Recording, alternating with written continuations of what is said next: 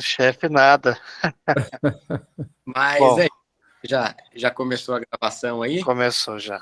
Então, mais uma vez aí, quero agradecer a todos por participarem hoje, né, da nossa última palestra, do nosso circuito de palestras. E esse circuito, como eu já disse em todas as outras palestras, já deve ter cansado de ouvir, além de o intuito de compartilhar o conhecimento, também é o intuito de promover o nosso grupo de fruticultura como desenvolvimento dos nossos membros. Cada dia na palestra, cada um que apresentava. A maioria fui eu, mas sempre um apresentava, um fazia pergunta, então esse é o intuito. Além de divulgar o nosso simpósio de fruticultura, que vai acontecer presencialmente nos dias 5 e 6 de outubro. Aqui não, lá na Fazenda Lajeado, né? Não estou em Botucatu. Então vai acontecer de forma presencial. Eu até ia compartilhar aqui, se der certo mais para o final da live, eu compartilho um link de desconto para quem está assistindo essa live para se inscrever no nosso primeiro simpósio de fruticultura. Então, você que está assistindo aqui, não perca tempo, já mande mensagem no nosso Instagram lá, frute.fca, frute_fca, e o do nosso simpósio, @simfrute.unesp, se eu não me engano, acho que é esse mesmo. Então, galera, é isso. Hoje nossa palestra hoje foi muito requisitada, que a gente sempre manda as listas de presença e sempre nos comentários vem falando bastante. Fale sobre abelha, polinização. Então, hoje a gente trouxe um especialista. Eu já tive o prazer de ter aula com o professor Ricardo Ors.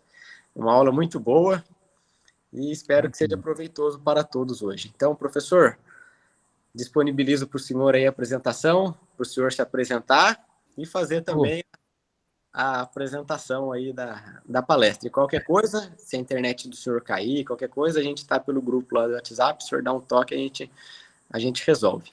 Tá, combinado, Felipe. Beleza? E ao longo da palestra, eu vou enviar aqui pelo chat para vocês a lista de chamada. Beleza, galera? Uma boa palestra a todos. O que precisarem, tamo aí. Professor, boa palestra. Obrigado, Felipe. Bom, antes de eu começar a falar, vamos tentar acertar a apresentação aqui, pessoal.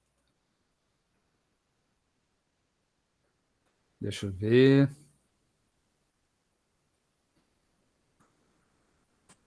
Creio que seja só pôr em tela cheia, que aqui já está aparecendo já. Já está a tela cheia? Não, tá a tela pequena.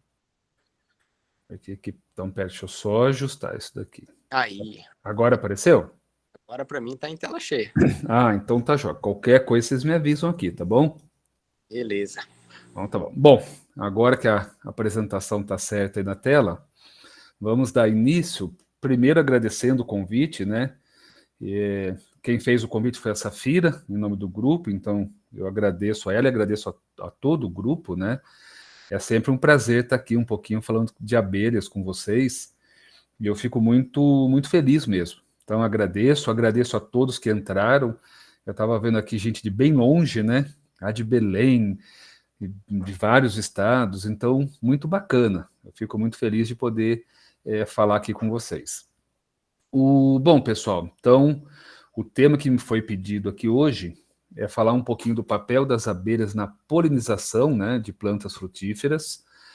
É um tema assim bem rico, né, bem complexo, com muitas informações, mas eu tentei nessa apresentação dar uma ajustada, quem não tem um conhecimento de abelhas, entender um pouquinho como funciona, para depois entrar na parte de polinização, planejamento e tudo mais. Então, eu espero que a apresentação seja proveitosa para vocês, tá bom? E aí, no final da apresentação, eu fico disponível aí para tirar algumas dúvidas e tudo mais. Mas, agora vamos à apresentação, né? Eu sou o Ricardo de Oliveira Ors, eu sou do Departamento de Produção Animal e Medicina Veterinária Preventiva, da Faculdade de Medicina Veterinária e Zootecnia, aqui da Universidade Estadual Paulista, da Unesp, do campus de Botucatu, interior do estado de São Paulo. Então, eu sou responsável pela área de insetos de interesse econômico, que engloba abelha, bicho da seda, mas o ponto principal da minha área de pesquisa, de tudo que eu trabalho, são as abelhas. Então, eu vou pontuar um pouquinho aqui para vocês, tá? E aí, essa é uma apresentação mais geral, né? Eu não gosto muito de ficar me apresentando, mas é só para vocês me conhecerem um pouquinho. E já tive o privilégio, de poder ter alunos fantásticos aí, como o Felipe, a Safira, o Camilo e outros que devem estar por aqui que eu ainda não consegui ver, tá? Então, eu agradeço muito. E lá no final da apresentação tem meu e-mail, para quem precisar, tá? Me coloco à disposição, dúvidas posteriores, alguma coisa, é só me encaminhar um e-mail. Às vezes eu demoro um pouquinho para responder, mas eu vou respondendo a todos. Bom, aqui em Botucatu, nós temos um grupo de pesquisa, já vou aproveitar e fazer uma propaganda, que é o Grupo Néctar, que é o grupo de ensino, ciência e tecnologia em apicultura racional. Então, todas as atividades que nós desenvolvemos dentro desse grupo de pesquisa, que é o grupo do CNPq. Tá? Então, se vocês virem esse logo, o Grupo Néctar, Unesp Botucatu, saibam que é o nosso grupo aqui.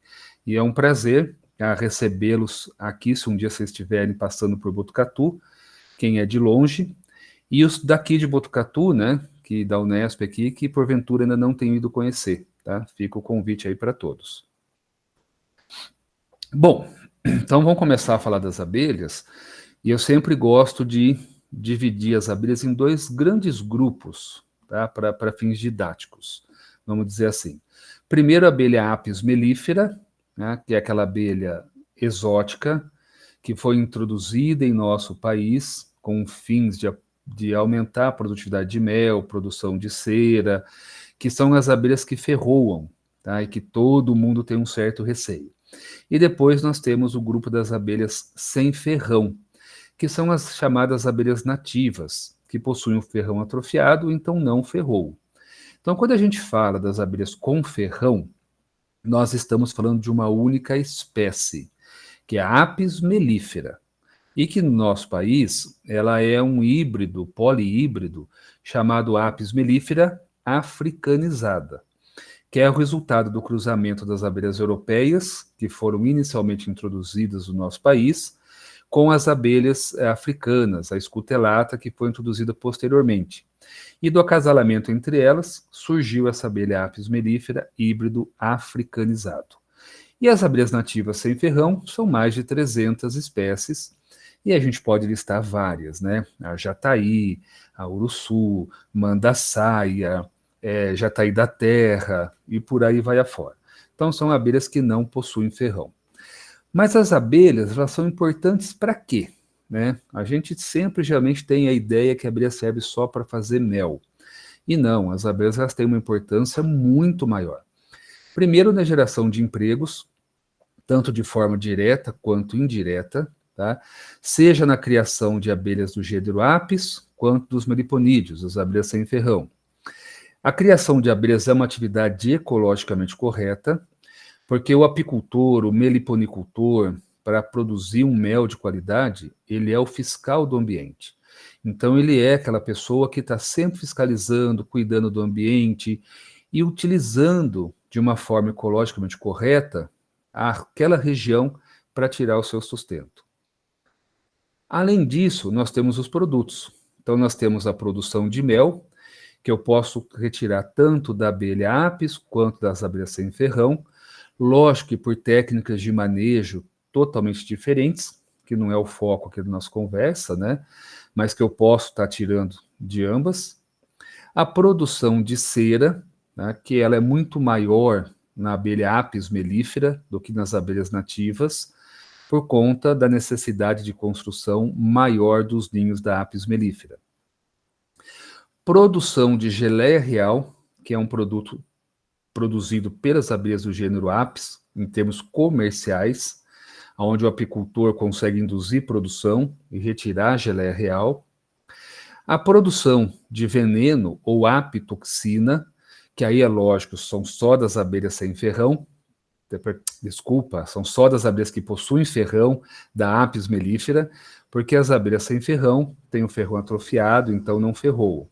Então é uma alternativa também que o apicultor pode estar retirando e comercializando esse veneno, também chamado de apitoxina. A produção de própolis, que eu posso tirar também tanto das abelhas Apis quanto das nativas, lógico que com técnicas de manejo totalmente diferentes entre elas, e em termos também de quantidade de produção.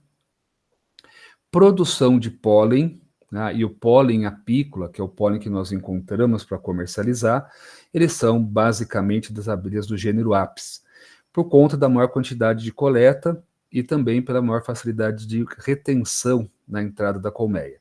As nativas, lógico que coletam pólen, mas em concentração, em quantidades muito menores. Então, quando a gente fala em produção de pólen, basicamente nós estamos falando da produção da abelha Apis mellifera. E aí chegamos no que nos interessa, que são os serviços de polinização, que aí sejam as abelhas de ferrão ou sem ferrão, realizam para o planeta. Não vou nem dizer para o ser humano, porque isso é para o planeta, né? Então, quando a gente pensa nas abelhas de uma forma geral, sejam as abelhas com ferrão ou sem ferrão, nós podemos ver aqui que nós temos uma cadeia produtiva por trás, uma cadeia de geração de empregos muito grande. E dependendo do interesse do criador de abelhas, seja abelhas com ferrão ou sem ferrão, ele pode induzir produções e retirar produtos, né, dessas colmeias e comercializar. E com isso, ter uma qualidade de vida, ter uma renda para sua família, seja como atividade primária ou atividade secundária. Aí, lógico que vem do interesse de cada um. Mas os produtos à parte, os serviços de polinização que as abelhas realizam, isso sim nós não temos como negar. São extremamente importantes para prestar esse serviço. Quando a gente pensa na importância dessas abelhas como agentes polinizadoras, nós estamos falando no transporte de grandes quantidades de indivíduos. Então, seja com ferrão ou sem ferrão, nós quando levamos uma colônia, né, instalada em uma colmeia, para polinizar alguma cultura, nós estamos levando uma grande quantidade de indivíduos. Então, eu vou só para vocês terem uma ideia, quando a gente leva uma colmeia contendo uma colônia de Apis mellifera, nós estamos levando aí de 40 a 50 mil abelhas para prestar o serviço de polinização. Quando nós estamos trabalhando com abelhas sem ferrão, e aí vamos pegar, por exemplo, uma colônia de jataí, nós estamos levando ali perto de 1.000, 1.500 indivíduos para realizar o serviço de polinização. Manda-saia, um pouco mais. Então nós temos, logicamente, dependendo da espécie que nós trabalhamos, quantidades muito variáveis de indivíduos que constituem essa colônia. Então, quando nós pensamos, eu quero polinizar uma cultura de grandes extensões, a Apis mellifera é a mais usada. Quando eu quero polinizar uma cultura que está em uma casa de vegetação, numa estufa, que são uma quantidade limitada, um espaço menor, aí eu posso usar as abelhas sem ferrão, porque elas conseguem forragear, conseguem visitar as flores com eficiência igual da Apis. Então, já vou deixar aqui só uma ideia para vocês, que dependendo do meu interesse, do que eu quero polinizar, eu faço opção por uma ou outra, ou seja, abelhas com ferrão ou abelhas sem ferrão. Além disso, as abelhas possuem o que nós chamamos de fidelidade, a botânica, quanto à coleta de néctar. Então, as abelhas, quando saem buscar um recurso, tá, saem forragear uma cultura, elas encontram a fonte de néctar, a tendência é que elas fiquem fiéis a essa fonte de néctar, até que em determinado momento elas mudem o foco, e elas podem mudar e coletar um outro recurso. Mas a priori começou a coletar néctar de uma flor, ela vai fiel à coleta desse néctar. Então isso também é uma grande vantagem. Além disso, as abelhas possuem pelos ramificados ao longo do seu corpo. Então a gente pode ver pela foto ali, olha, que quando ela visita a flor, o pólen, tá, dos estames acaba caindo e grudando, ficando presos nesses pelos. E quando a abelha vai visitar outra flor, ela acaba derrubando esse pólen e realizando então a polinização cruzada. E com isso, aumentando a variabilidade genética. Além disso, as abelhas coletam para armazenamento. A abelha, lógico que ela tem os picos de intensidade de voos a campo, mas desde a hora que nasce o primeiro raio de sol até a hora que se esconde o último, as abelhas estão a campo buscando seus recursos. Então isso é muito importante, né? A abelha, ela não Não é aquela coisa assim, coletei o que eu preciso para hoje, vamos descansar. Não, ela não para de trabalhar. Lógico que dependendo da espécie, você tem os picos de forrageamento. Tá? Então, quando a gente pensa na Apis mellifera, geralmente vai das 11 às 13, depois das 15 às 17, e depois você reduz. Então, e as nativas, isso aí também varia. Além disso, as abelhas não nidificam as flores, e o mais importante, né, substituem eventuais agentes polinizadores que foram eliminados da natureza, seja por um desmatamento para ampliar área de pastagem, área de cultivo, e aí aqueles agentes naturais que acabam sendo eliminados. Quando eu entro com abelhas, eu acabo efetuando esse serviço de uma forma adequada. Então, quando a gente pensa nisso, a gente pode ver que as abelhas são, assim, fantasticamente preparadas para realizar o serviço de polinização de culturas. E aí, quando a gente pensa, então, naqueles dois grandes grupos que eu comentei com vocês inicialmente, abelhas do gênero Apis, que são as abelhas com ferrão, elas são utilizadas principalmente em grandes culturas, por causa das grandes extensões de áreas. Então, cultura de café, soja, laranja, dentre outras, é muito comum você levar abelhas do gênero Apis para polinizar essas culturas. E aí uma coisa interessante, quem cria abelhas do gênero Apis, a Apis mellifera, que no Brasil é africanizada, é o apicultor, que cria essas abelhas em um apiário e desenvolve a atividade da apicultura. As abelhas nativas, por outro lado, elas geralmente são utilizadas em pequenas culturas ou extensões menores, tá? Em estufas, como, por exemplo, para pimentão, morango, dentre outras. Até agora, aqui no setor de apicultura, nós estamos com a tese da Aline Astolfi, que está até, eu vi ela presente aqui na lista, que ela está justamente trabalhando com a Apis mellifera para polinização de morango. Né? Então, um experimento que ela está desenvolvendo.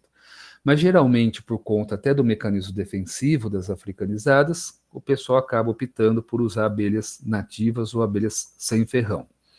Então, quem cria abelhas nativas, sem ferrão, é o meliponicultor, que cria suas abelhas em um meliponário e desenvolve a atividade da meliponicultura. Tá? Então, só para vocês entenderem as diferenças entre elas. Mas antes, ambas as abelhas são extremamente importantes para a polinização, tanto de cultivos quanto de mata nativa.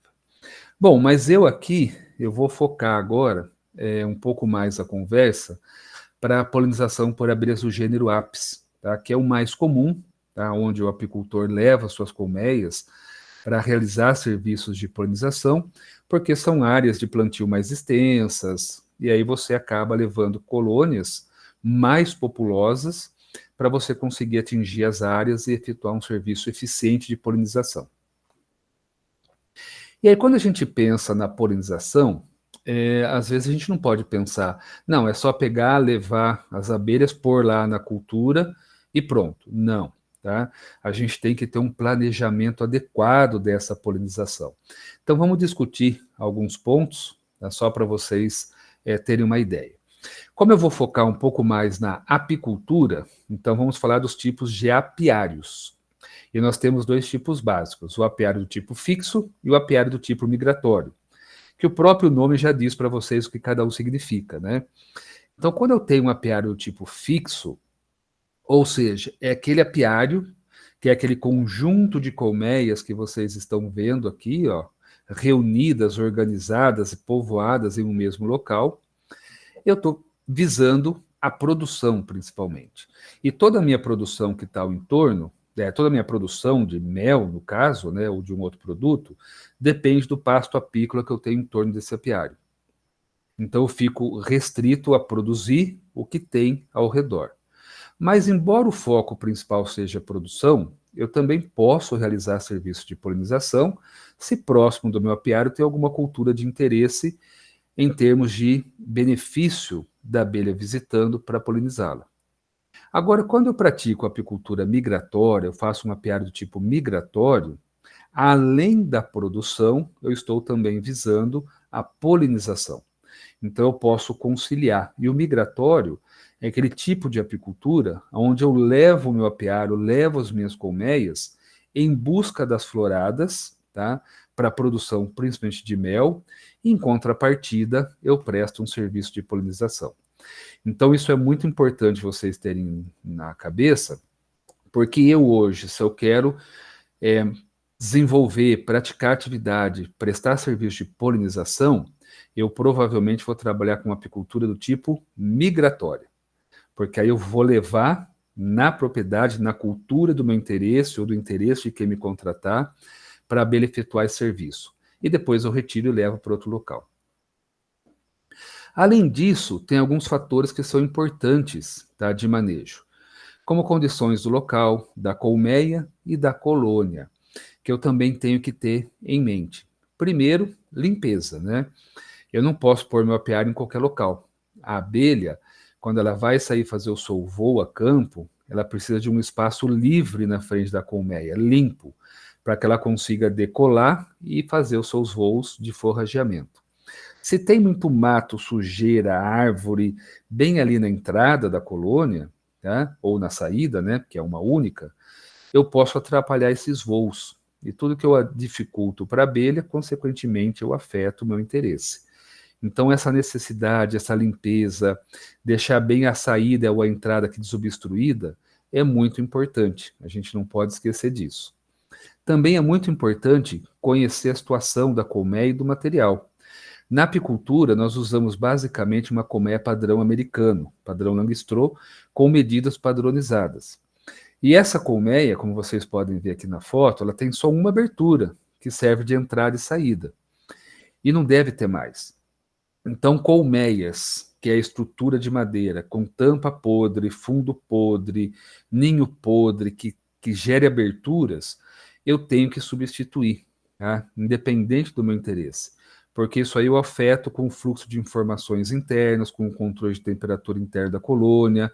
Então, eu acabo levando, dificultando, vamos dizer assim, a harmonia interna ali da colônia de abelhas.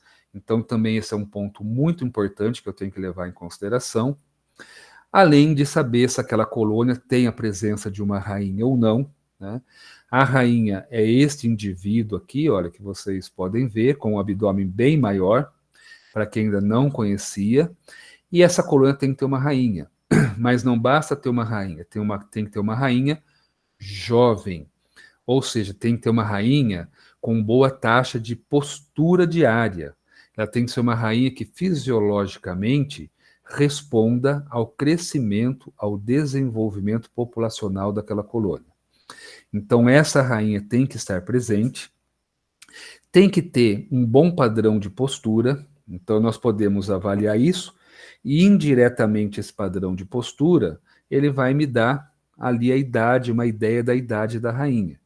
Como vocês podem ver aqui, olha, cada bastãozinho branco desse é um ovo, tá? Que a rainha fez a postura. E a gente pode ver que aqui está homogêneo, tá? Aqui é em detalhe. Então, se tivesse falhas, isso seria um indicativo para mim que a rainha já é velha e não responde fisiologicamente à taxa de postura. Quando é homogêneo, é uma rainha boa que vai responder. E daqui a pouco tem umas fotos melhores para vocês terem uma ideia. Aqui tem, ó. Olha só esse quadro aqui. Tá? Então, nós podemos ver um quadro de postura. Aqui nós vemos esses amarelinhos. É o pão de abelhas, é o pólen que elas pegaram lá no campo, trouxeram e colocaram aqui, que serve como fonte de proteínas, vitaminas e sais minerais. Essa parte de cima geralmente é um pouco de mel, que serve para alimentar a cria de baixo. E aqui nós podemos ver uma área de cria. E vocês podem ver que tem algumas falhas, né? A gente observa aqui, olha, quantas falhas. Mas para quem nunca teve um parâmetro, nunca viu, vamos ver um outro quadro agora? Olha este. Então não preciso nem falar, a imagem mostra por si. Então aquele quadro anterior, isso indiretamente nos mostra que é uma rainha velha. Então, como eu quero levar para prestar um serviço de polinização uma colônia com alta quantidade de abelhas, 45, 50 mil abelhas, para ter mais eficiência, uma rainha velha não responde a isso. Uma rainha nova, por outro lado, como vocês podem ver aqui, olha, vai desenvolver a população muito rápido. Então eu consigo atingir os meus objetivos de ter uma polinização mais eficiente. Além disso, alimento, né? As abelhas têm que ter alimento estocado e o alimento que está no interior do ninho eu não retiro, eu não mexo. Eu só tenho que deixar ali para que elas tenham energia, vitaminas, minerais para se desenvolverem, crescerem e eu atingir os meus objetivos finais. Tá? Doenças também é uma coisa muito importante, porque se tiver a presença de doenças, também eu não vou ter uma polinização eficiente, porque isso vai acabar afetando as abelhas em si. Como a gente pode ver aqui, olha, esse parasita aqui, que é um ácaro, Varroa destructor, que parasita as larvas e abelhas adultas, e a gente vê essa abelha aqui com as asas deformadas. Essa abelha não voa, essa abelha não vai polinizar para mim.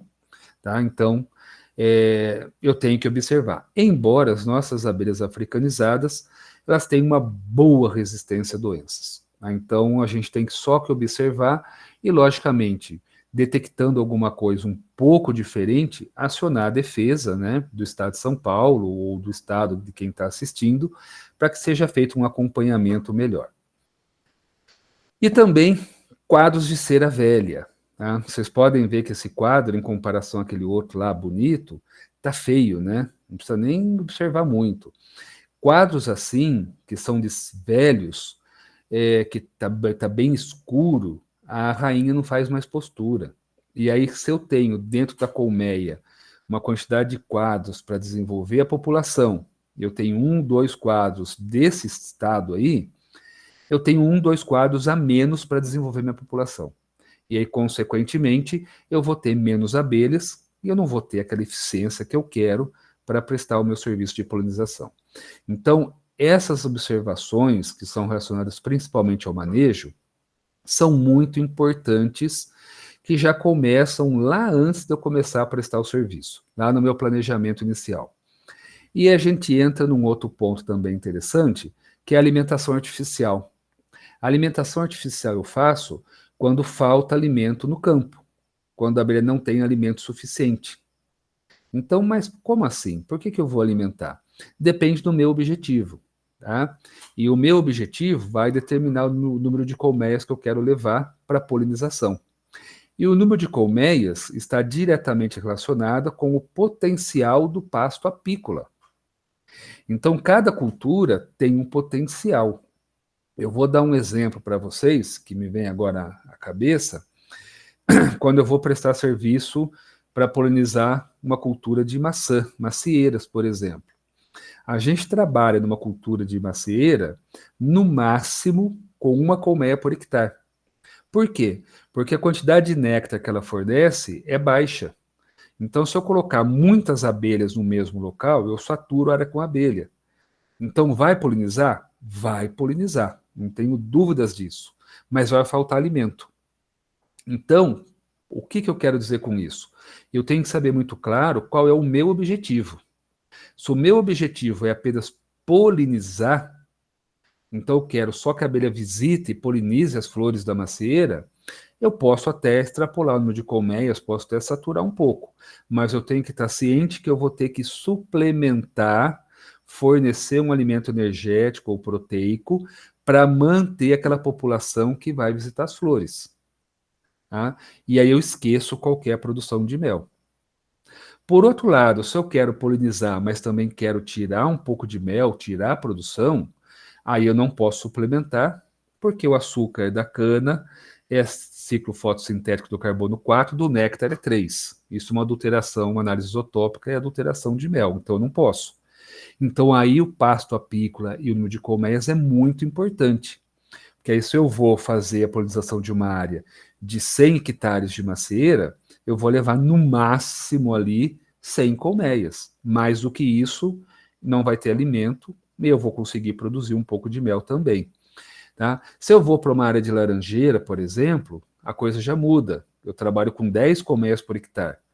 Tá? Então eu consigo colocar mais colmeias para explorar um pasto apícola. Se eu vou para a floresta plantada, para a área de eucalipto, o florescimento é mais na borda. O pessoal costuma trabalhar com uma, no máximo 2 colmeias por hectare. Mas são objetivos que eu tenho que avaliar. Lógico que o eucalipto eu dei só um exemplo, para vocês terem ideia de potencial. Mas quando eu penso, então, em culturas, frutas, eu tenho que ter uma ideia básica do potencial apícola, do pasto apícola dessa cultura, e eu tenho que ter muito bem claro os meus objetivos, pessoal, tá? O que eu quero?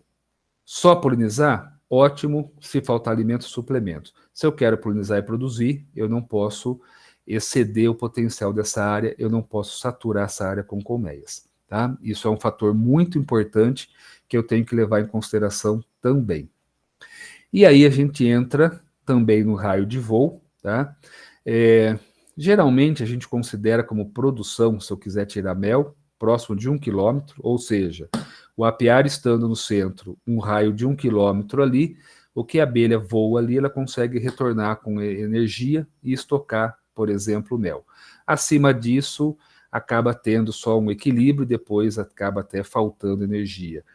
Mas quando eu penso em polinizar, eu posso manter uma distância mínima entre apiários, desculpa aqui que eu coloquei errado, 1.000 metros, tá?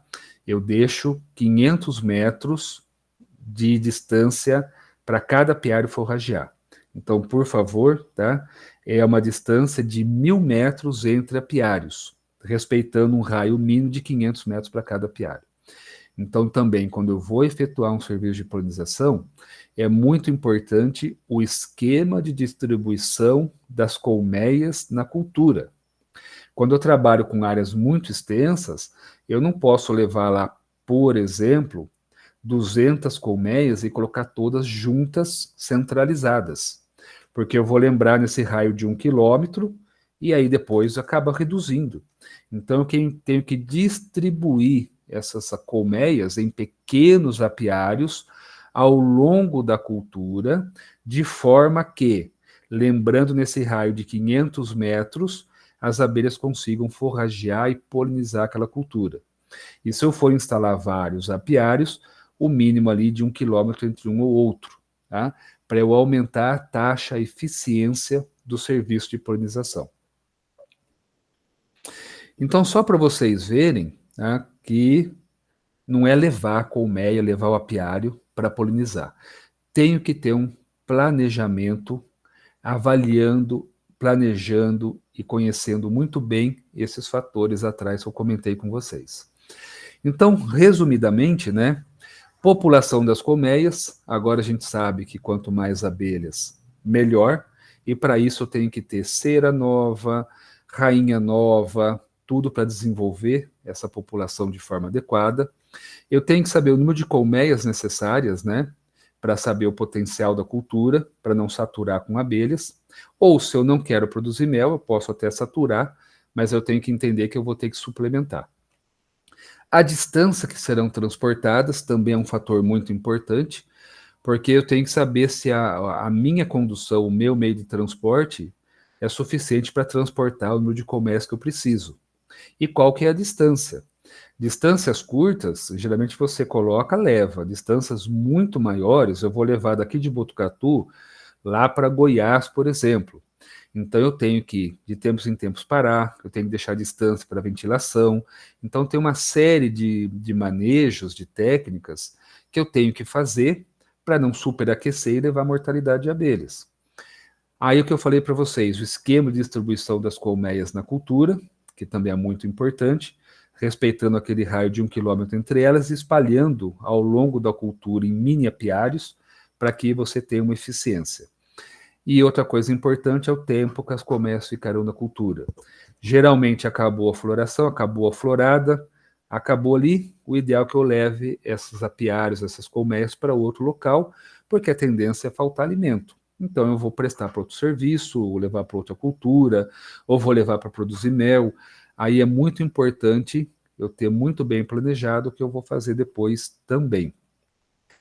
Necessidade de suplementação de proteínas, vitaminas, energia, dependendo dos meus objetivos, com perda ou ganho na produção de mel, como eu expliquei para vocês, e um grande problema, tá, que é o perigo dos agrotóxicos. Então, o diálogo e a comunicação para onde eu vou instalar, para onde eu vou levar, com o dono da cultura, com quem trabalha ali, para saber o esquema de pulverização, para eu tomar o máximo de cuidado, é extremamente importante, porque senão eu levo e aí se pulveriza alguma coisa e eu perco todas as minhas colmeias por envenenamento. Depois eu vou mostrar um pouquinho disso aí para vocês, tá? Que eu acho que hoje é um dos grandes problemas que quem presta esse serviço ou leva para a produção de mel enfrenta, tá? Então, para vocês terem uma ideia, o planejamento não é fácil, tá? Parece que é só levar, pôr e deixar polinizar, mas não, né? Tem uma série de coisas por trás. E aí, então, todo esse planejamento que eu pincelei para vocês é para quê? Para a gente garantir polinização. Então, a gente sabe que as abelhas participam em mais de 50% das plantas das florestas tropicais, 80% do cerrado e 73% das plantas cultivadas. Então, aqui a gente tem, só para vocês terem uma ideia, o aumento de produtividade com a presença de abelhas polinizando. Amêndoas 100%, maçã 90%, mirtilo, pêssego 48%, laranja 27%, algodão 16% e soja 5%. Tá? E aí eu vou comentar, mostrar aqui para vocês algumas coisas das abelhas africanizadas em 3 culturas, café, soja e laranjeira. Tá? Foge um pouquinho do coisa, mas só para vocês terem uma ideia. Então, no cafezal, aumento de até 30%, tá? Então é muita coisa. Tem uma empresa que está trabalhando com polinização e nas conversas lá com um dos donos, ele falou que além do aumento da produtividade, melhorou a classificação da qualidade do café.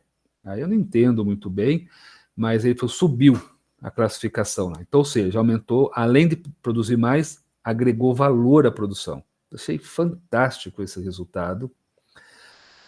Na laranja, aumento de até 30%, 35%, desculpa, tá, na produção, 22% no aumento do peso dos frutos, 33% na quantidade de suco e 36% no número de sementes. É muita coisa, né, pessoal? É assim, se a gente imaginar não só em termos de produção de alimentos, mas em termos de qualidade, né? É uma coisa, em termos de financeiros, de rentabilidade, é muita coisa. Aqui é na soja, então só para vocês terem uma ideia, aumento de 10% a 15%, lógico que depende da variedade de soja e tudo mais, mas aumento de até 30% a 40% em determinadas localidades. E, segundo o rapaz que fez nessa reportagem aqui, só na safra de soja, desculpa, com 800 caixas, produziram perto de 23 toneladas de mel, tá? Além de aumentar a produtividade e tudo mais. E aqui a gente tem uma tabelinha bem interessante, só para vocês terem ideia, onde ali, ó, o 0,95, a abelha é essencial para a produção. E se a gente observar ali, a gente tem melancia, melão, tá?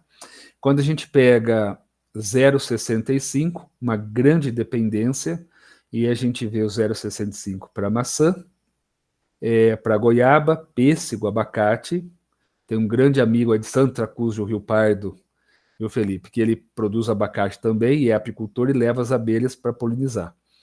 0,25 é modesta, café, algodão, laranja, tomate, e pequena, vamos ver ali qual que é o exemplo que foi dado, é o feijão, tá? Mas a gente vê ali do lado, lá na última, que é vamos no ponto interessante, né?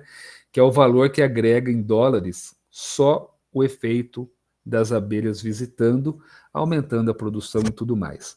Eu não vou ler valor, mas é muita coisa, né, pessoal? É muita coisa, tá? Então, só para vocês terem uma ideia de como a abelha é extremamente importante para prestar serviço de polinização e como é importante o papel do apicultor e do meliponicultor, do criador de abelhas, né, para poder ajudar a prestar esse serviço e aumentar a produtividade das culturas. Tá? Então, isso é visível, né? Não é o Ricardo que está falando, são os dados que mostram. E aí, isso aí já está virando uma atividade também, tá? O aluguel de colmeias. Então, isso aí é muito interessante. No nosso Brasil, isso está crescendo, tá? Graças a Deus, está se mudando um pouco aí a mentalidade, o pessoal está vendo a importância. Então, para frutas, né, ali, só para vocês verem, incremento de produtividade em até 90%. Então, isso aí, o criador de abelhas hoje, é além de todos os produtos que ele pode tirar, ele pode também prestar esse serviço de polinização, aonde todo mundo ganha, tá? Não é só um ganha. Eu sempre brinco, negócio bom é quando todo mundo ganha. Se só um lado está ganhando, não é bom. Mas aqui, todo mundo ganha. O apicultor, o meliponicultor, o produtor, e melhor ainda, né? O planeta e o ser humano ganham. Então a gente não pode esquecer disso. E aí, se a gente pensar agora nos sistemas de produção de alimentos em massa, a gente sabe que tem que atender as grandes demandas da população mundial, né?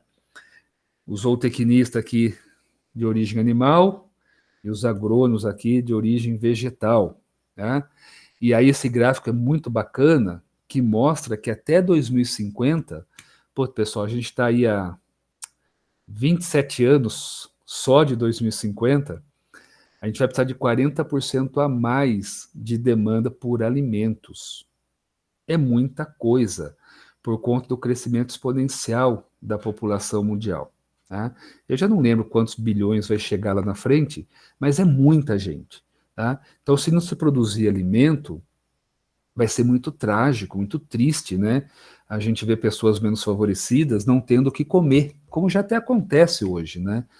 Então, tem que se produzir. E com isso as abelhas são essenciais. Mas o que a gente tem visto nos últimos anos? Agora eu vou tocar num ponto bem assim, polêmico, né? A gente tem visto uma redução significativa da população mundial de abelhas. Isso vai em contrapartida a tudo que a gente está falando aqui da importância da polinização, das abelhas, produção de alimentos. Então, olha, só para vocês verem aqui, né? Abelhas estão morrendo no Brasil e a produção de alimentos pode ser afetada. Mito ou verdade? Isso é verdade, tá?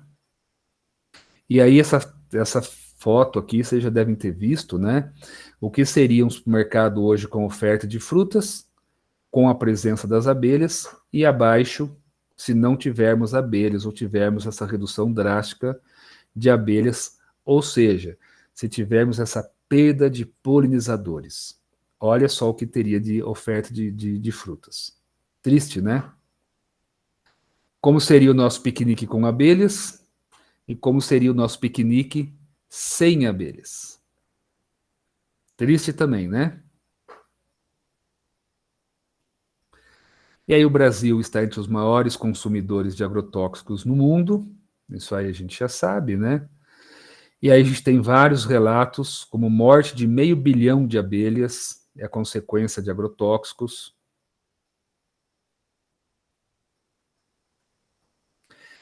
E esses agrotóxicos, quando na colmeia, eles podem tanto matar a, as abelhas, lógico que depende da concentração, né, da aplicação, tudo mais, que vocês sabem muito bem, quanto, se não matar, promover distúrbios fisiológicos e comportamentais, que acabam comprometendo a sobrevivência ou as atividades da colônia de rotina.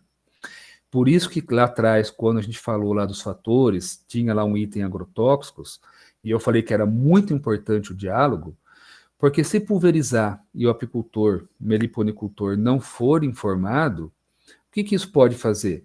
Pode levar ou a mortalidade toda a população de abelhas, ou pode levar a uma redução populacional. E aí, consequentemente, se eu for pensar em polinização, eu não vou ter eficiência, né? E realmente é o fim da picada, né? Que eu vou defender as nossas abelhas, né? Mas é o fim da picada. Estão realmente matando? Matam, pessoal. Não tem como a gente falar que não. Se não mata, afeta. Olha, eu só vou mostrar rapidamente aqui alguns trabalhos do nosso grupo de pesquisa com o fipronil. Fipronil vocês já ouviram falar, né? Ele está proibido na Europa, ele está proibido.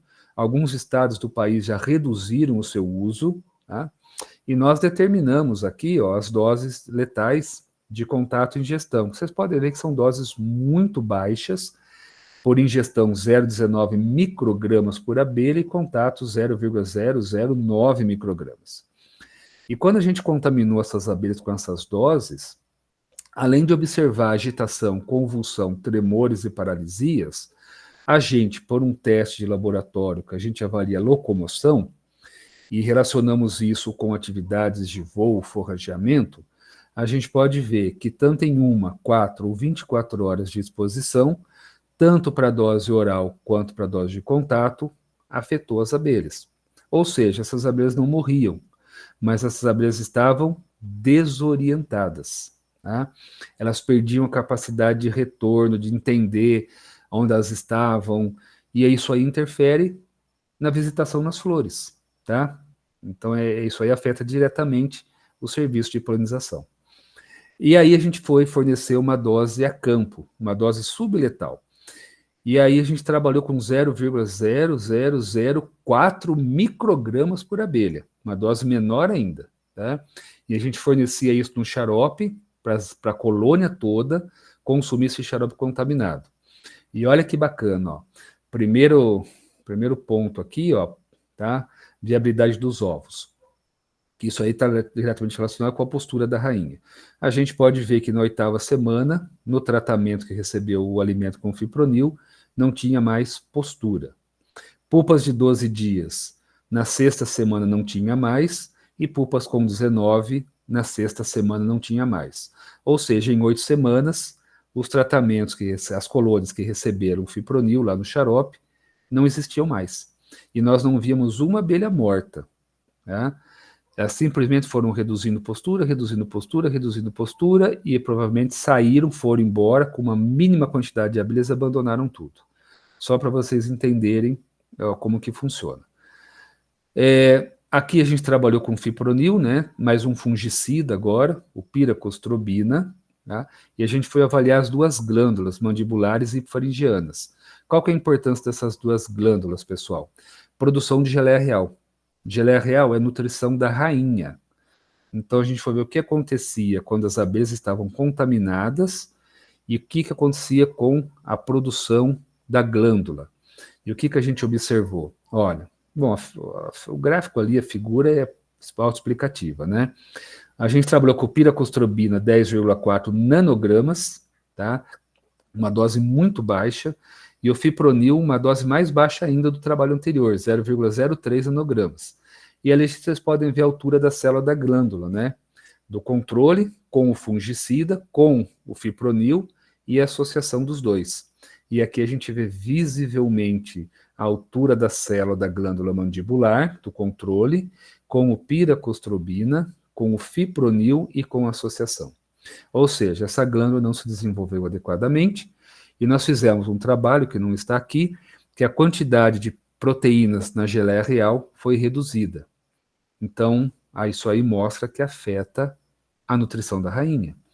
Essa aqui é outra glândula produtora da geleia real, é a principal que produz a fração proteica da geleia real, e a gente pode ver aqui também, olha, um ácido do tratamento controle, piracostrobina, fipronil e associação. Ou seja, tanto um inseticida quanto um fungicida prejudicaram o desenvolvimento da glândula e, diretamente, nesse caso, prejudicaram a nutrição da rainha. E aí a rainha, consequentemente, má nutrida, vai ter uma menor taxa de postura, e aí a colônia não se desenvolve como deveria. E se eu estou planejando um serviço de polinização, ou levei minhas colmeias para fazer uma polinização de determinada cultura, e ocorre a aplicação desses produtos, por exemplo, eu posso, de repente, não matar, mas olha o que pode estar acontecendo. Aí eu vou estar lá sem ter uma eficiência da polinização. Às vezes, se eu quero conciliar com produção de mel, uma baixa produção de mel, e quando acabar a florada eu tirar meu apiário de lá, vou tirar um apiário enfraquecido. Então, o prejuízo é muito grande. E aí a gente fez trabalho também com herbicida, tá? O glifosato 2,4-D. E aí a gente pode ver aqui, olha, também por aquele teste de laboratório que a gente avalia locomoção e relaciona com forrageamento, tá? Então, doses de ingestão, tá? Do glifosato 2,4-D, tanto e do contato também, 4 horas após a exposição, as abelhas ainda estão mais assim, como que eu posso dizer o termo, pessoal? Mais lerdinhas, vamos dizer assim. Elas demoram mais para conseguir preparar, entender, e aí aquela abelha que, poxa, vou para o campo, não vou, afeta a polinização diretamente, tá? E aqui com doses subletais, doses menores ainda, 24 horas depois a gente ainda vê um efeito de atrapalhar as abelhas, um efeito mais tardio. Então isso é só para mostrar para vocês que todo aquele planejamento da polinização que a gente discutiu, da importância que não se discute, a gente não pode dissociar isso daí do uso de agrotóxicos, tá? E aí o que eu queria passar a mensagem para vocês, que vocês estão diretamente relacionados, é que inseticida, fungicida e herbicidas afetam. Não de repente matando a abelha em si, mas afetando o seu comportamento. E aí, se afeta o comportamento, aí vem um efeito em cascata, né? Afeta a produção do apicultor, afeta o serviço de polinização, afeta a produção de frutos, e a gente vê um efeito de cascata, mas um efeito cascata prejudicial para a humanidade e para o planeta. Né? Eu vou passar um vídeo para vocês que eu achei, a imagem é linda, e eu queria, depois vocês vão ver quem que fez esse vídeo, tá bom? Que vai ali para a gente falar aí o que vocês acham. A polinização é fundamental para a produção de alimentos.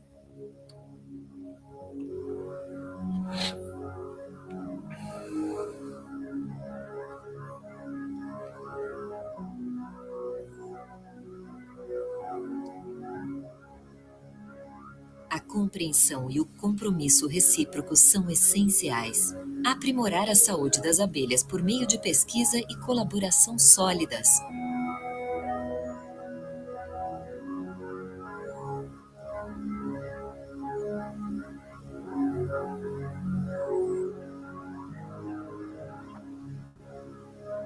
Juntos, podemos proteger nosso fornecimento de alimentos cuidando das abelhas.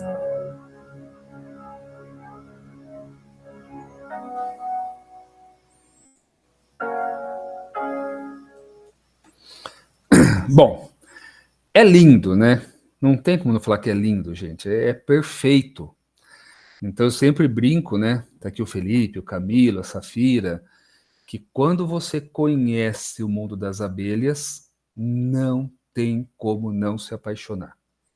Independente se vocês um dia vão trabalhar com as abelhas ou não, mas não tem como se apaixonar. Tá? Olha essa imagem que é assim, maravilhosa, até arrepia aqui, né? É linda de você ver a natureza e a perfeição de Deus ali nessas pequenas coisas.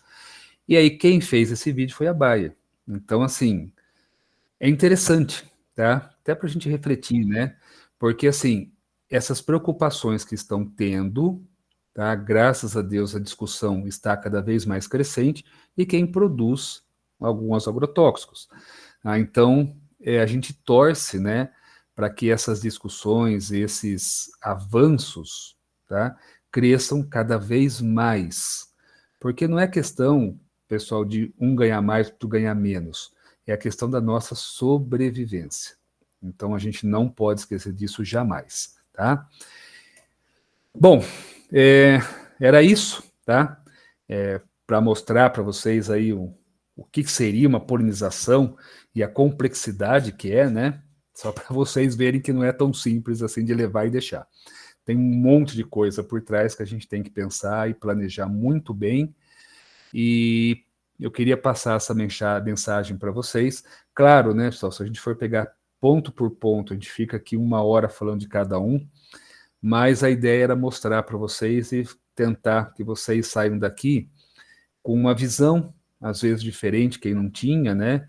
Um pouco mais ricos de conhecimento, assim como também estou saindo daqui, e que vocês levem essas informações, se preocupem com isso, tá? E eu vou estar à disposição, aqui está meu e-mail, tá? Se não der tempo de responder todas as dúvidas hoje, estou à disposição por esse e-mail e, como eu falei para vocês, demora um pouquinho para responder, mas eu sempre respondo, tá bom? Obrigado, pessoal. Era isso que eu queria comentar com vocês na noite de hoje.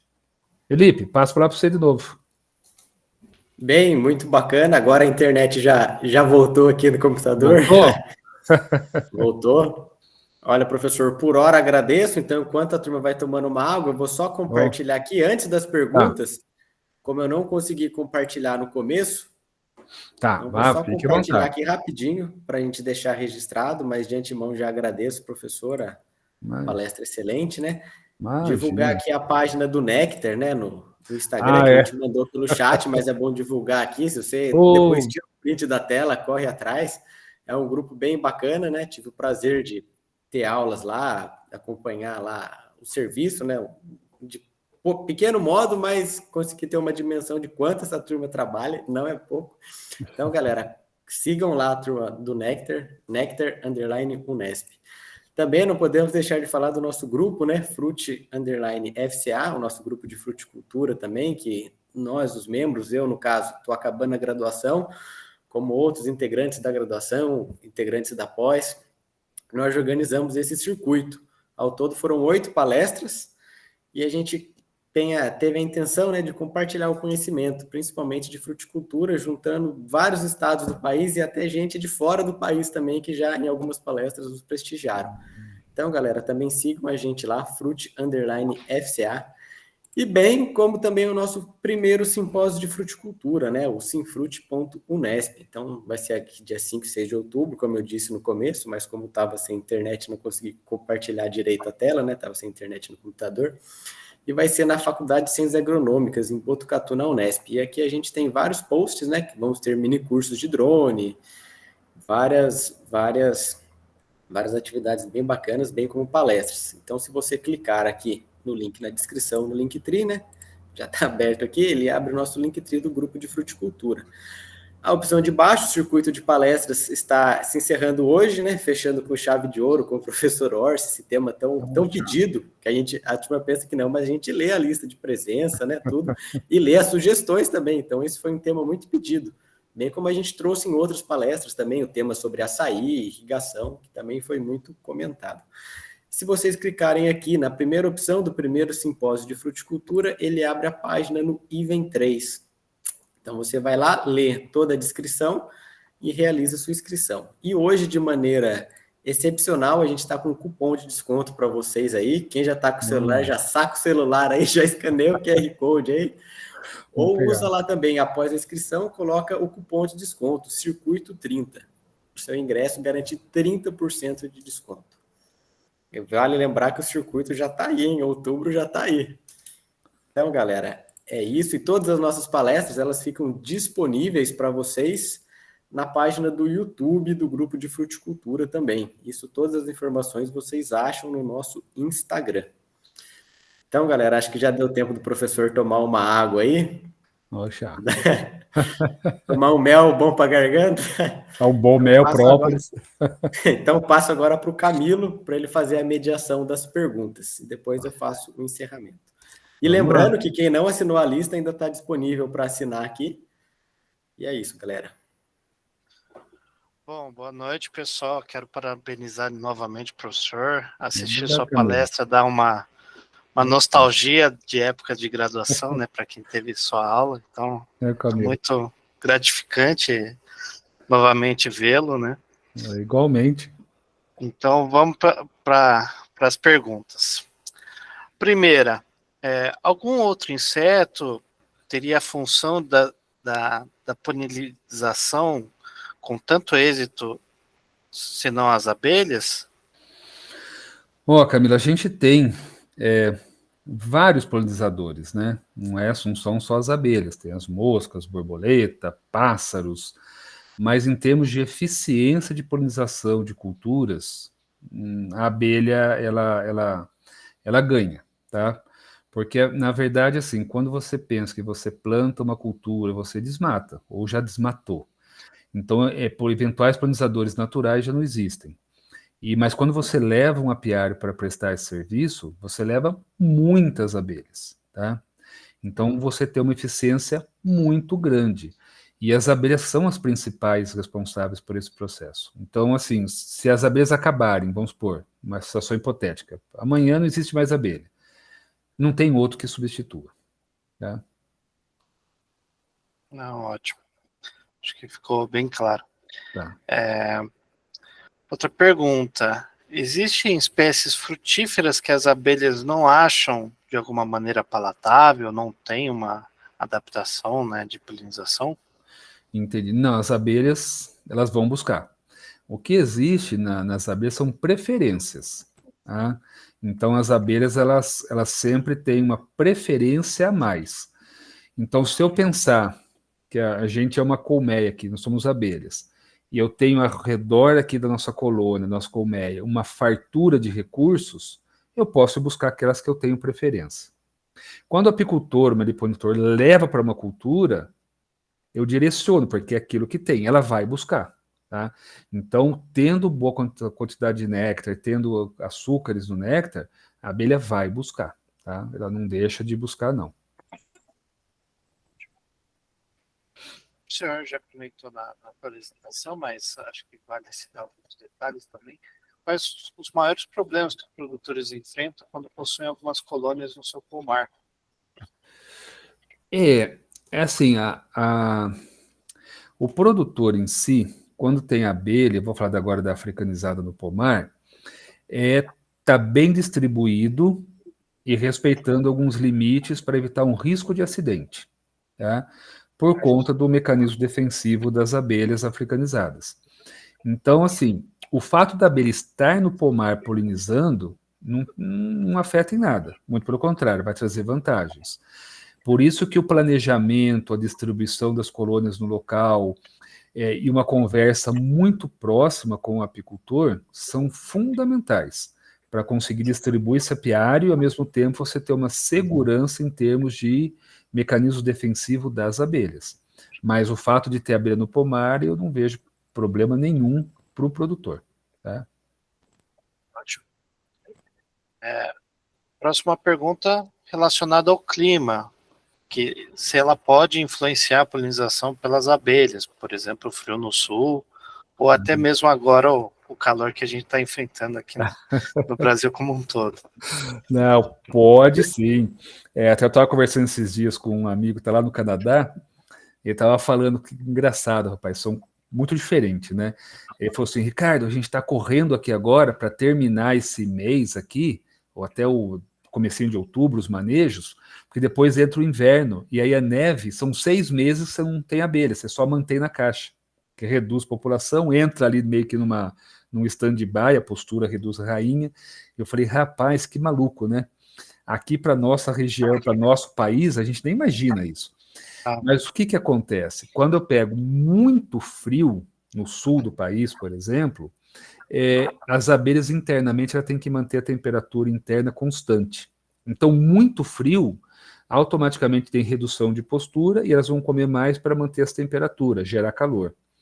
Então, por isso que em períodos de inverno rigoroso, mesmo no Brasil, no sul, você deixa ali em stand-by. Então, se você for polinizar, você tem que fornecer um suplemento energético proteico para desenvolver um pouco mais para efetuar uma cultura que, porventura, venha no inverno.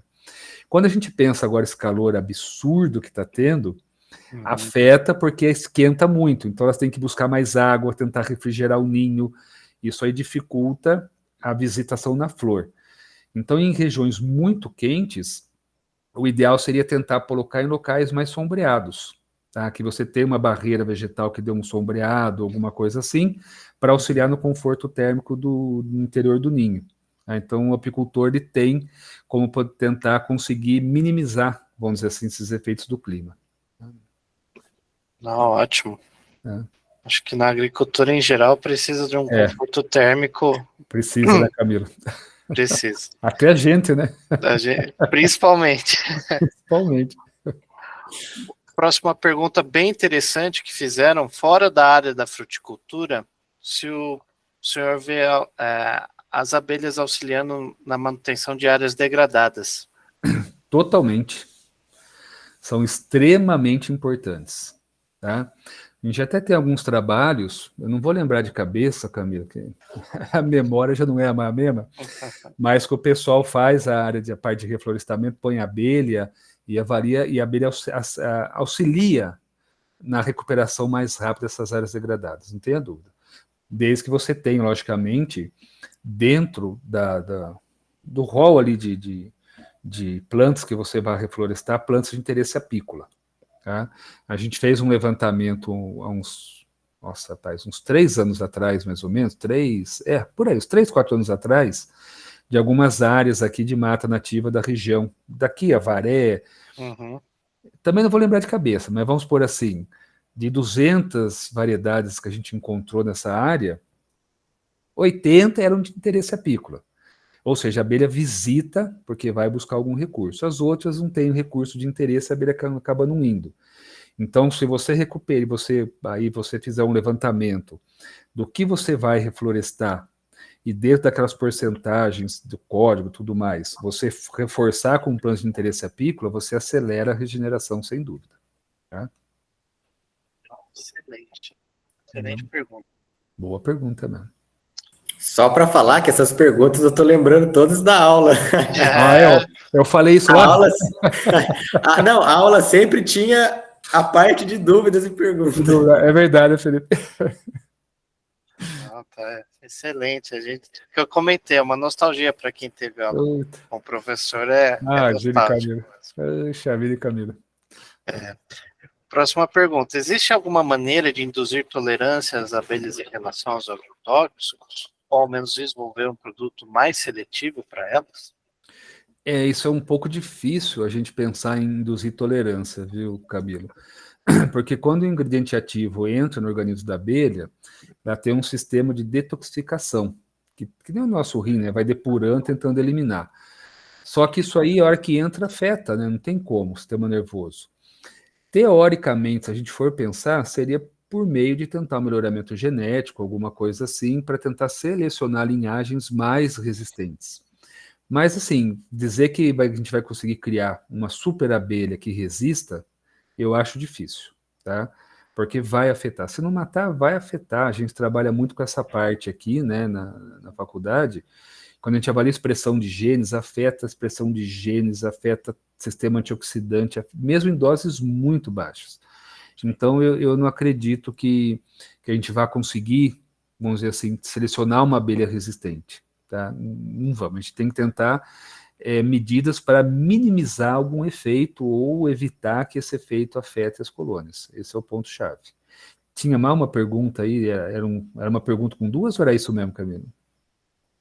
Era isso mesmo. Era isso mesmo? Era a relação dos agrotóxicos e se há um desenvolvimento de produtos mais seletivos, mas... Sim. Então, é que não adianta, né? Porque para a abelha, quando você pensa num agrotóxico, que é seletivo para uma praga, indiretamente tem os organismos não alvos afetados. Então a gente vê, inseticida tudo bem, a abelha é um inseto. Mas você pega um fungicida afeta, um herbicida indiretamente afeta. Claro. Então é difícil você ter um produto. Até às vezes alguns bioprodutos afetam, tá? Dependendo do que você faz. Então é difícil, produto natural afeta. Então é difícil, né? Porque tem relação dose, formas de exposição, clima, temperatura, tem vários fatores, mas via de regra afeta e afeta. Tá? Não, imagino. Mais um comentário aqui, provavelmente do pessoal do Pará, né? Fiz a junção de abelhas com açaizais e deu super certo. Olha que bacana. Seja o pessoal de lá, né? Já saí com mel, já. Açaí com mel deve ficar bem gostoso. Poxa, que legal. A próxima pergunta é do Renan Cruz, também foi um aluno seu, acredito, né? Colega nosso. Ele pergunta se tem algum estudo sobre utilização de carvão ativado em colmeias, de alguma forma, pode ter sido intoxicadas com agrotóxicos. Boa pergunta. Rapaz, você acredita que hoje eu estava fazendo uma revisão, estudando umas coisas, eu vi um paper com isso. Não consegui parar para ler. Tá? Então, assim, que o cara usava o carvão ativado para tentar absorver ali o agrotóxico, para tentar reduzir os efeitos. Então já tem alguma coisa assim, tá? Eu não vou, como eu não li, só fui selecionando, li muito por cima, assim, deixei separado para ler, tá? Não acabei, então eu não sei, não lembro, não sei, não é que eu não lembro, não sei o resultado final lá da pesquisa. Mas, assim, tem, e provavelmente tem algum efeito legal, tá? Não a ponto de resolver tudo, mas, assim, para ajudar a reduzir alguma coisa assim ali, tá? A Eu vou... mitigar algum efeito, né? Isso, tentar minimizar alguma coisa. Não, ótimo. Vamos ficar atentos a esses papers aí. Vai. Próxima pergunta do Antônio Flávio. Com as atuais mudanças climáticas, quais são os riscos para os polinizadores na fruticultura? Não, os riscos tem, né? Porque assim, esse calor excessivo, que a gente já comentou aqui, ele afeta a colônia, né? Então o apicultor consegue colocar numa área mais sombra natural, tentar melhorar o conforto térmico ali. Mas se a gente pensar que a abelha vai visitar a flor para polinizar, em busca do néctar principalmente, um calor excessivo, o néctar evapora mais rápido. Então você pode reduzir o tempo útil de visitação da abelha.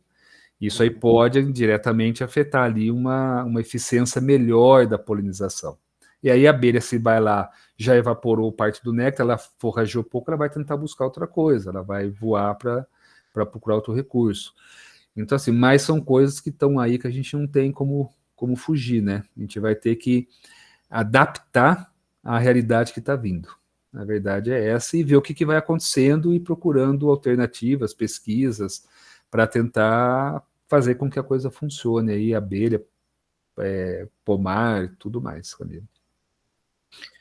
Ótimo. Até para complementar até a sua pergunta, na fruticultura é uma pergunta bem ampla, né? Então acaba influenciando a cada cultura. Mas para quem não assistiu, acho que vale lembrar, eu fiz a apresentação sobre viticultura e impacto nas mudanças climáticas na viticultura. Foi a primeira palestra. Está no YouTube, quem quiser assistir, fique à vontade. Abriu com chave de ouro. Então, olha só, vou ver se eu assisto depois, Camilo. Já faço a puxada de gancho aí. Então, quem quiser assistir, acho que fruticultura é realmente um tema muito amplo, mas na viticultura a gente tem algum debate já na primeira palestra. Olha que legal. Próxima pergunta. Hoje temos bastante pergunta, hein, professor? Que bom, vamos lá. Eu fui jogando as perguntas do chat aqui para as perguntas e respostas. Daí entrou tudo como modo anônimo, galera. Tá, para facilitar para o Camilo ler. Tá. Então, a do Francisco. Existem diferentes propriedades de um mel de apis para o mel de nativas? Existe, Francisco. Opa. A característica do mel vem mais da origem botânica, né? Mas a forma como a abelha processa esse néctar para transformar em mel muda.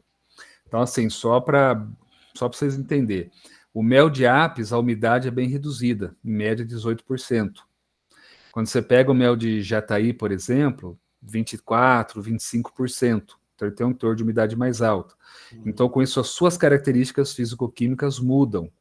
A hora que eu tiro da colônia, da colmeia, colho lá o mel de uma colmeia de jataí, se eu não armazenar muito bem, ele fermenta mais rápido, por causa das leveduras que estão ali, consomem e fermentam. Então, você tem essas diferenças, sim, tá?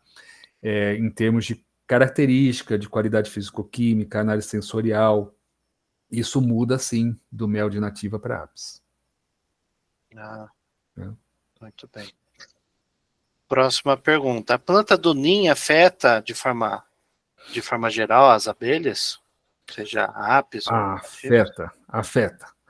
Até já tem alguns municípios que estão com uma lei municipal de proibir plantio de ninho e espatódia em área urbana, porque afetam as abelhas, tá? Então, a planta ninho, ela afeta a abelha, sim. Tá? E não só o ninho, barba-timão também. Pólen de barba-timão é tóxico para a abelha. Olha só, barba-timão não conhecia. Próxima. De todos os produtos sobre produtos apícolas, qual o senhor diria que fornece maior lucratividade para o criador? Depende muito dos objetivos do apicultor e da onde ele vai manter seu apiário, tá? Mas assim, eu posso falar que o carro-chefe do apicultor hoje é a produção de mel, tá? O apicultor, quem vai começar a criar, não só o apicultor, mas liponicultor também, que vai começar a criar abelhas, o primeiro ponto é criar mel, produzir mel, tá? E aí quando a gente pensa em comercialização de mel, hoje eu tenho duas formas básicas: ir para o entreposto e entregar em baldes, em tambores, desculpa, e o preço está muito baixo, está perto de R$ 7 o quilo no tambor. Ou eu vender para o consumidor final. Aí, para eu vender para o consumidor final, ou eu tenho que ter toda uma unidade de extração e beneficiamento com CIF, ou selo estadual ou municipal, ou eu vendo informal, como a grande maioria vende ali para o vizinho, para a amiga do vizinho, que aí está variando ali na faixa de uns, hoje acho que está perto de uns R$ 40 o quilo, varia um pouco de região para região. Então, se eu vou começar a criar abelhas, eu tenho um local para pôr, tenho um bom pasto apícola, uma boa produtividade, eu vou focar para o mel, porque o mel produzir eu vendo. Tá? Mas assim, eu posso ir para outros produtos. Tá? Então, vou pegar a geleia real. Geleia real é um manejo totalmente atípico. Tá?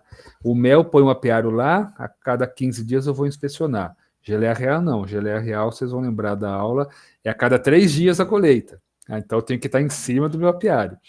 Mas hoje 1 quilo de geleia real para eu vender para um entreposto na faixa de R$ 700, R$ 800. Então eu consigo, dependendo da quantidade de abelhas, tirar ali 5 quilos, ganho 4 mil por mês. Mas assim, então depende muito. Na verdade, eu sempre falo assim, a lucratividade do criador de abelhas vem da realidade dele, do que ele consegue desenvolver naquele momento. E desenvolvendo bem, ele ganha, porque o retorno vem. Tá? Acho que é o resumão. Mas hoje o mel é o carro-chefe de longe. Acho que isso, não só no mercado do mel, né, professor? No contexto agrícola geral, acho que a realidade de cada um é o que prevalece, né? É o que prevalece, né, Camilo? Próxima pergunta. Boa noite, professor. Sobre suplementação alimentar, como funciona?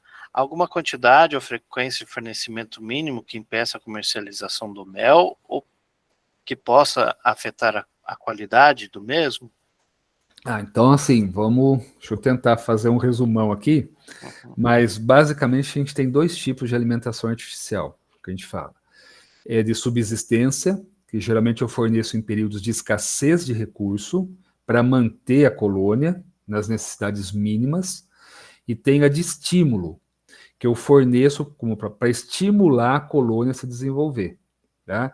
Essa alimentação de estímulo eu faço preferencialmente 45, 60 dias antes da florada. Para quê? Eu simulo artificialmente uma entrada de alimento para aumentar a taxa de postura da rainha. E aí, quando começa a florada que eu vou produzir mel, a colônia está forte. E eu posso fazer essas alimentações tanto com um substituto do néctar, que é o xarope de açúcar, o mais conhecido, né? Que é para fornecer energia, ou um substituto do pólen, que aí a gente tem várias dietas que a gente formula, com farelo de soja, mandioca, óleo para dar energia, e você fornece para fornecer proteína. Né? E aí o que acontece? Eu jamais posso fornecer uma alimentação energética, um substituto com açúcar, com a colônia produzindo mel. Porque se elas misturarem o néctar das flores com esse xarope de açúcar, uma análise dotópica pega adulteração. Porque a açúcar vem da cana, que é o ciclo fotossintético do carbono 4, o néctar que vem lá do ciclo fotossintético do carbono 3. Então, essa relação você detecta adulteração. E muitas vezes o apicultor erra no manejo, não é intencional. Tá? E aí você acaba pegando alguma coisa. Bem diferente da falsificação de mel. Que aí é o pilantra mesmo que vai lá, faz uma porcaria lá para enganar. Tá? Então, aqui basicamente são esses 2 tipos de alimentações. Mas isso vem nos manejos que eu vou realizando, tá? No meu apiário, e a quantidade, a frequência que eu faço depende do que eu observo nos meus manejos. Né? Então, geralmente, a gente põe 1 litro de xarope de açúcar e 100 a 200 gramas de pasta proteica. Mas a gente só determina isso a partir do manejo pré. Aí eu sei, preciso fornecer, não preciso, e a gente vai ajustando isso daí. Né? Resumidamente, só para... Claro. Espero que tenha ficado claro. Não, mas no final, havendo um erro de manejo, acaba tendo, né, Sim. essa questão. Acaba, querendo ou não, pode ser pego, né? Pode. Então, ficar bem atento a isso. Não, os apicultores a gente sempre alerta para tomar esse cuidado, né? Mas o pessoal toma. O apicultor que é criador de abelha, tem o meliponicultor. Criador de abelha que é criador de abelhas que gosta, faz certo. Não. Isso aí é... E, por último, o que esperar da presença das abelhas com ferrão no ambiente amazônico, que tem como habitar abelhas sem ferrão, competindo na várzea pela polinização da floração do açaizeiro, por exemplo. O pessoal do Pará ficou bem curioso. Assim, a gente tem umas discussões, né? Que tem um pessoal que é contra pôr a apis, porque a apis desloca a abelha nativa e você acaba prejudicando esses nichos, né, e tudo mais. Mas tem trabalhos que mostram que a abelha nativa desloca a apis. Entendeu? Então tá lá uma apis na flor, vem 3, 4 nativas, dão um pau nelas, sai para elas pegarem o néctar. Então isso é muito controverso ainda. A minha opinião agora, que eu vou falar a minha, tem espaço para todos, tá? A natureza é perfeita. Então, a chegada da apis, né, a gente pensa na região amazônica, lá o norte, a abelha nativa é o principal, tá? Porque é cultural, são variedades de espécies fantásticas, então se cria muita abelha nativa lá. Mas a apis está lá, lógico, está chegando, está indo. Dá para conviver tranquilamente, não é? O problema acontece quando tem erro de manejo. Por um erro simples, quer ver? Saturar a área com abelha de apis com baixo pasto apícola. Aí eu gero disputa por recurso. Disputa por recurso, é lógico que vai ter algum problema. Então, se eu tomar cuidado no dimensionamento de apiários, distribuição de apiários e tudo mais, eu particularmente não vejo problema nenhum. Tá? Até que alguém me prove o contrário. Não, ótimo. E acho que terminamos com as perguntas. Acho que foi ótimo. Eu adorei as perguntas. Foi muito boas. Foi muito boas também. Então, agradecer novamente o professor, né? Acho Imagine, Camilo. Pelo seu tempo, acho que só agregou ao circuito. Prazer. Agora esperamos todos vocês no evento presencial, né, Felipe? Exatamente. Eu vou passar no evento presencial lá na hora do coffee break. Por favor, professor. Não, vou passar na hora do coffee break, vou passar lá, hein? Pegar uma doação de mel lá. Não, eu dou. Lembra de vocês pegarem lá para pôr. Opa! Aí, ó. Que chique, aí, ó. Aí a gente pensou em convidar o senhor justamente para isso, sabe? Eu sabia que tinha alguma coisa. Ó, já está aqui a Aline, que faz doutorado. Ela que está fazendo polinização de morango lá. Se vocês não me encontrarem, pode descer lá no setor. Aline, dá 2 potes de mel lá para eles colocarem lá no evento para o pessoal provar. Tá bom, Aline? Ótimo. Eu ajudei no experimento, hein? Eu levei umas garrafas lá. É verdade, você levou umas garrafas. Tá começando lá, Felipe. Viu? Essa feira tá incrédula. E a professora Antônia falou que vai mandar sair pra gente. Então, olha, vai ser um coffee break daqueles. Poxa vida. Então, mas podem procurar a Aline lá, que a Aline cede vocês 2 potes, aí vocês porem pra turma lá. Beleza. Mas então é isso, pessoal. Ó, foi uma palestra, nem parece que já foi 1h30 já de encontro aqui, né? E é isso, galera. A gente começou o nosso circuito com esse intuito de terminar alegre, contente, todo mundo aprendendo bem. Como eu disse, até agora a gente só teve devolutivas positivas, né? Só críticas construtivas, o que pode melhorar, não. Hoje a gente fez um esquema diferente, né, de palestra. A gente deu umas mudadas aqui na organização do evento e tal. E às vezes a turma vê, às vezes eu, o Camilo, o Harrison participando aqui, mas não imagino o quanto de pessoas que tem, né, no backstage, a gente fala, né, que auxilia, passa pauta, convida os palestrantes, né, tem toda uma rede por trás disso. Então, também agradecer, né, esse pessoal do apoio, do grupo de fruticultura, por permitir que esse circuito pudesse acontecer. creio que tenha sido proveitoso, né? E agradeço mais uma vez a todos. Eu vi que tem umas pessoas aqui presentes que desde o começo assistiram todas as palestras. E depois também os certificados, né? Creio que de todo mundo que assistiu, os certificados foram sendo liberados, né? Palestra por palestra. Sugeriram fazer um certificado único, mas daí é complicado porque tem essa rotatividade, tem gente que vê uma palestra, gente que não vê outra. Mas creio que o senhor também, no final, vai receber também um certificado, né, obrigado, de palestrante. E creio que seja isso, pessoal. Não esqueçam, né, de acessar lá a nossa página do Instagram, a página do Nectar, como também dar uma olhada lá e, se tiverem oportunidade, participar desse nosso primeiro simpósio. Tudo isso é tudo novo para a gente, tanto esse simpósio, circuito, mas a gente está fazendo para agitar o grupo, para movimentar bastante, também levar conhecimento para as pessoas. Então, acho que a mensagem de todo o circuito é essa, né? Levar conhecimento, e creio que a gente tenha conseguido realizar com êxito isso. Então, pessoal, agradeço mais uma vez, né? Professor também, professor Orsi. Eu que agradeço. Camilo, pela ajuda hoje. Eu que agradeço isso, galera, a todos e reforço o que o Felipe falou, né? Então, vão ao simpósio, a gente tem a página no YouTube com todas as palestras, então só fico grato a todos. Muito obrigado. Exatamente. Quem tiver com saudade de mim também, no Instagram da Fruticultura, tem uns vídeos meus lá.